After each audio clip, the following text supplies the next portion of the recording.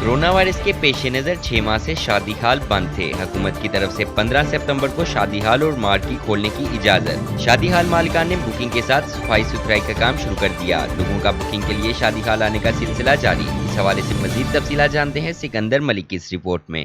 15 तारीख को शादी हाल खुल रहे हैं, इस वजह से हम सफाई कर रहे हैं। कोरोना वायरस के पेश नज़र जो अपना 6 माह से मैरिज हॉल इंडस्ट्री जो है होटल इंडस्ट्री बंद थी। अब गवर्नमेंट ने ऐलान किया है 15 सितंबर से कि मैरिज हॉल ये होटल इंडस्ट्री ओपन करने का।